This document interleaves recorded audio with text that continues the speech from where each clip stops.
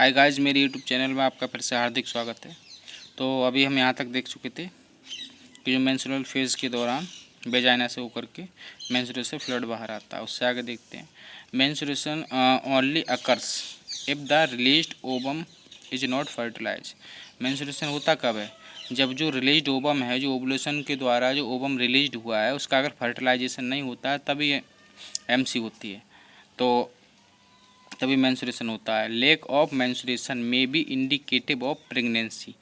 ये ध्यान रखना कि ये ज़रूरी नहीं है कि ओवम ही फर्टिलाइज ना हो तभी कह सकते हैं। तो इस तरीके से एक तरीके से ये भी बोल सकते हैं, इसका मतलब कि ovum fertilize, lack of menstruation may be indicative of pregnancy, कि अगर प्रेगनेंसी भी हो गई है, अगर एमसी नहीं हुए तो हम ये भी कह सकते हैं, एक चांस बन सकता है कि यहाँ ऐसा भी हो सकता है कि प्रेगनेंसी हो गई हो इस वजह से, क्योंकि जब प्रेगनेंसी हो जाती है तब भी जो है एमसी नहीं होती है उतने दिनों। तो ये कह रहा है lack of menstruation may be indicative pregnancy, कि ज़रूरी नहीं कि मैं एमसी नहीं आ रही तो इसका मतलब प्रेगनेंसी है, लेकिन चांस है कि प्रेगनेंसी हो सकती है, क्योंकि प्रेगनेंसी के दौरान एमसी नहीं होती, ये पक्का है। However it may also be caused due to, और कुछ ये वजह भी हो सकती है, it may also be caused due to some other underlining causes, और कुछ अन्य वजह से भी हो सकती है। भाई मैं बोल रहा था कि ये ज़रूर नहीं कि ओवम फर्टिलाइज ना हुई इसी वजह से। देखो अन्य रीज़न क्या क्या है, जैसे अगर किसी लेडीज़ को बहुत स्ट्रेस रह रहा है, तनाव में रह रही है बहुत ज़्यादा, तब भी हो सकता है उसकी एमसी ना आए।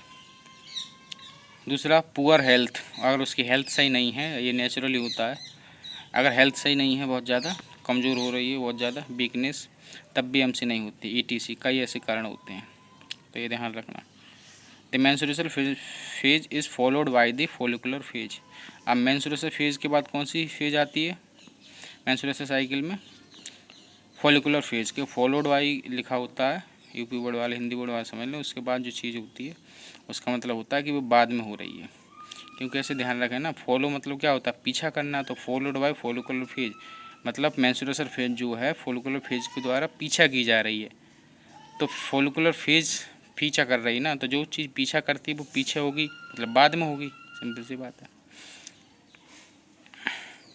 ड्यूरिंग दिस फेज, इस फेज के दौरान, the primary follicles in the ovary grows to become fully mature Graafian follicle. इस फेज के दौरान क्या होती है, जो प्राइमरी फॉलिकल जो थी वो हम समझ रहे थे ना, प्राइमरी फॉलिकल सेकेंडरी फॉलिकल में बदली थी, तब वो टर्सरी फॉलिकल में बदली थी, उसके बाद मैच्योर फॉलिकल या ग्राफिन फॉलिकल में बदली थी। तो वही होता है, इसी फेज़ के दौरान होती है वो स्टेज। मैंने बताया भी था कि प्राइमरी फॉलिकल से मैच्योर फॉलिकल तक बनने की प्रोसेस ये कब होती है? ये हर बार हर एमसी में जो फॉलिकुलर फेज होती है सेकेंड फेज, उसके दौरान होती है। तो वही देखो यहाँ भी लिखा है, पिछले पेज पर भी मैंने बताया था।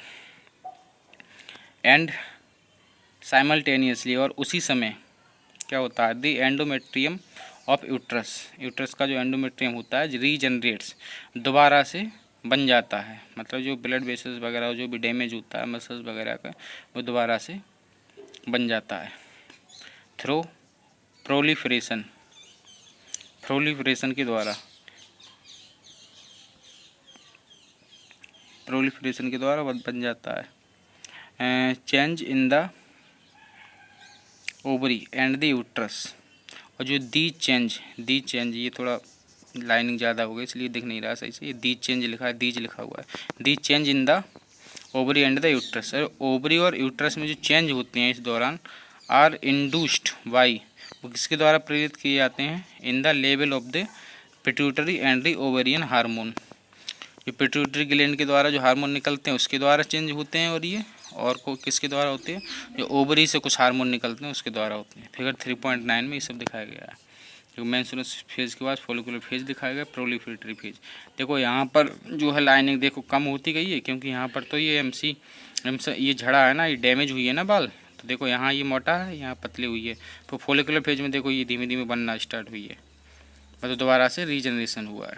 तो भाई ये दिखाया जा रहा है। तो बाकी इससे आगे का अगली वाली वीडियो में देखते हैं। बाकी बहुत बहुत धन्यवाद।